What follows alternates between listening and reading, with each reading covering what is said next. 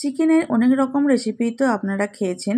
এই রকমভাবে একবার চিকেন রান্না করে আমাকে জানাবেন আপনাদের কেমন লাগলো। নমস্কার, আমি মৌসুমি। আমার রান্নাঘরে আপনাদের সবাইকে স্বাগত জানাই। আমি সবসময় চেষ্টা করি খুব সহজ এবং সুস্বাদু রান্না আপনাদের সাথে শেয়ার করার।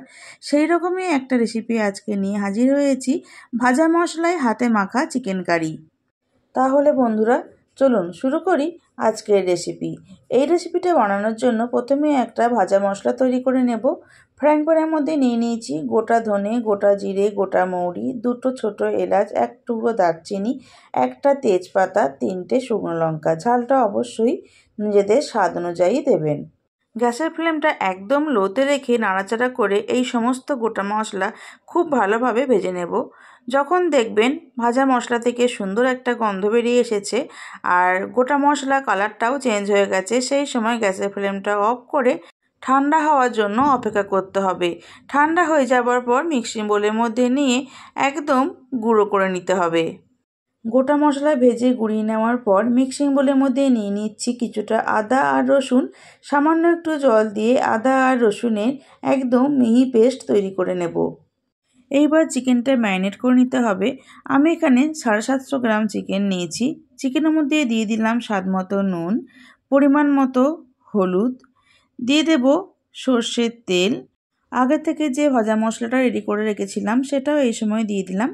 আর দিয়ে দেব আদা রসুনের পেস্ট, দিয়ে দিলাম মাঝারি সাইজের একটা কুচানো টমেটো, দিয়ে দিচ্ছি বেশ কিছুটা পরিমাণ কুচানো পেঁয়াজ। এইবার সমস্ত কিছু হাত দিয়ে খুব ভালোভাবে মেখে নেব। যেহেতু হাতে মাখা চিকেন, তাই প্রত্যেকটা চিকেনের টুকরোর মধ্যে মশলা খুব ভালোভাবে মেখে নিতে হবে। চিকেনের সাথে মশলা খুব ভালোভাবে মেখে নেওয়ার পর আধ ঘন্টা মতো রেখে দিয়েছিলাম, তারপর রান্না করেছি। আপনাদের হাতে যদি সময় বেশি থাকে তাহলে 1 থেকে 1.5 ঘন্টাও রেখে দিতে পারেন, সেক্ষেত্রে চিকেনের স্বাদটা আরও বেশি ভালো হবে। 30 মিনিট পর চলে এসেছি। কড়াই গরম করে দিয়ে দিলাম সর্ষের তেল।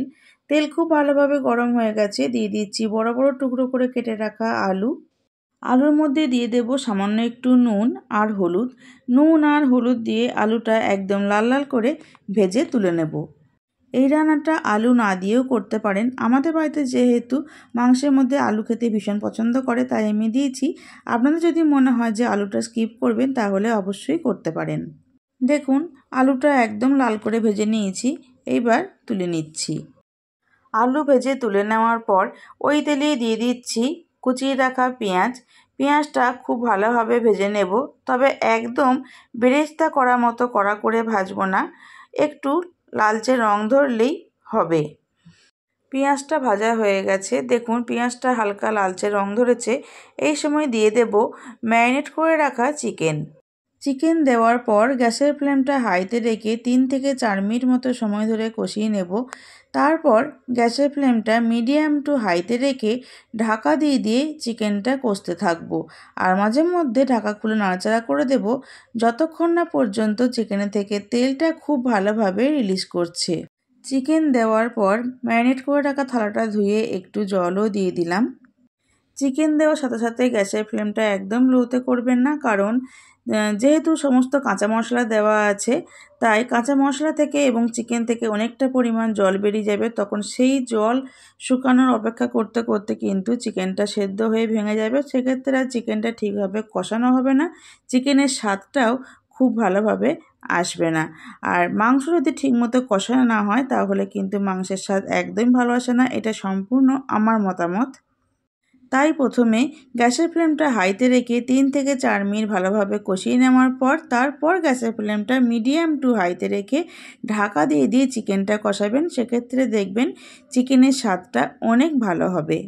আর আমার অনুরোধ বন্ধুরা আপনাদের কাছে, ভিডিওটি ভালো লাগলে একটি লাইক করবেন, শেয়ার করবেন এবং অবশ্যই চ্যানেলটি সাবস্ক্রাইব করে আমার পাশে থাকবেন। পাশে থাকা বেল আইকনটি ক্লিক করে অল সিলেক্ট করে দেবেন, কারণ আমি চ্যানেলে যখনই নতুন কোনো রেসিপি দেব আপনার কাছে নোটিফিকেশন সবার আগে পৌঁছে যাবে। ফেসবুক থেকে দেখলে পেজটি ফলো করে একটি লাইক করে দেবেন এবং ভিডিওটি বন্ধুদের সাথে শেয়ার করে নিয়ে আমার পাশে থাকবেন। প্রায় 20 থেকে 25 মিনিট মতো সময় ধরে চিকেনটা কষিয়ে নিয়েছি। দেখুন চিকেন থেকে কিন্তু তেলটা রিলিজ করতে শুরু করে দিয়েছে। এই সময় দিয়ে দিলাম ভেজে রাখা আলু। আলু দেওয়ার পর আবারও চিকেনের সাথে খুব ভালোভাবে কষিয়ে নেব, যতক্ষণ না পর্যন্ত মশলাটা খুব ভালোভাবে চিকেনের গায়ে লেগে যাচ্ছে। আলু দেওয়ার পর আবারও 4 থেকে 5 মিনিট কষিয়ে নিয়েছি। দেখুন মশলাটা একদম চিকেন আর আলুর গায়ে খুব ভালোভাবে লেগে গেছে আর তেলটা রিলিজ করে দিয়েছে। এই সময় দিয়ে দেব পরিমাণ মতো গরম জল।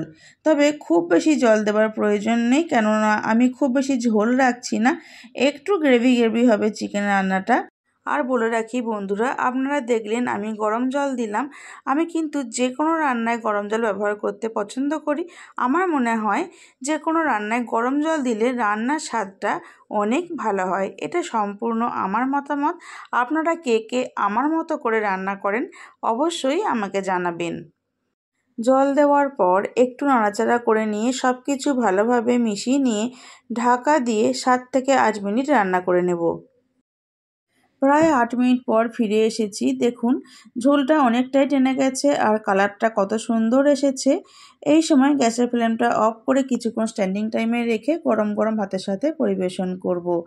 আপনাদের যদি মনে হয় এই সময় একটু গরম মশলা দেবেন তাহলে দিতেই পারেন।